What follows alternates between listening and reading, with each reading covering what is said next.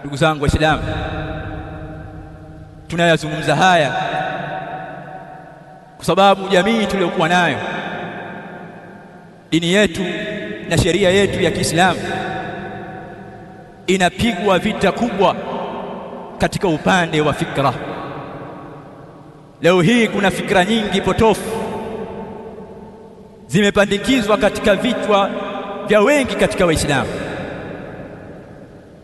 Miongoni mwa fikra hizo ambazo zimepandikizwa katika vichwa vya Waislamu bila wao kujitambua, kupitia nyenzo mbalimbali, television, redio, filamu, tamthilia, maigizo, semina mbalimbali, vipindi mbalimbali, masiku mbalimbali yanayoadhimishwa duniani, ni fikra ya tahrirul mar'a, ni fikra ya mwanamke kupewa uhuru, ni fikra ya freedom ya mwanamke apewe uhuru.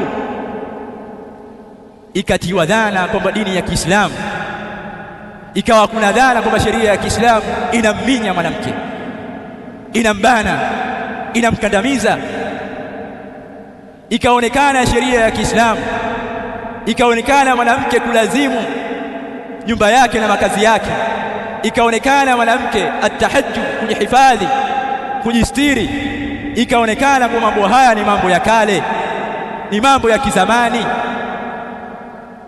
si wakati wa wanawake kujifunika. Hii ndio dhana ambayo ilikuwa kwa wengi katika Waislamu, na fikra hizi zinaenezwa pengine kila siku kwa sababu ya kuharibu dini ya Uislamu.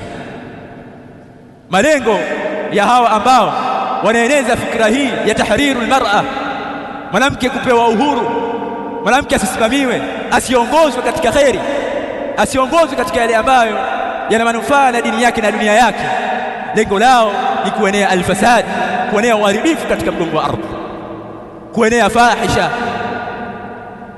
Hawa waliokusudia minal gharbiyyin wal yahud, katika watu wa magharibi na Mayahudi, lengo lao ni kuharibu dini ya Kiislamu, baada ya kuwa wamegundua kuwa sheria ya Kiislamu imemhifadhi mwanamke, imemstiri, imempa thamani mwanamke kwa kumwamrisha sheria mbalimbali ambazo zitahifadhi utu wake.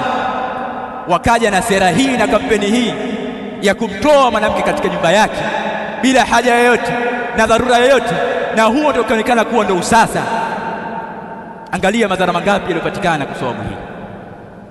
Angalia namna jamii ilivyoharibika, angalia namna fahisha, uchafu ulivyoenea kwa sababu ya watu kuacha sheria hii ya Allah subhanahu wa ta'ala.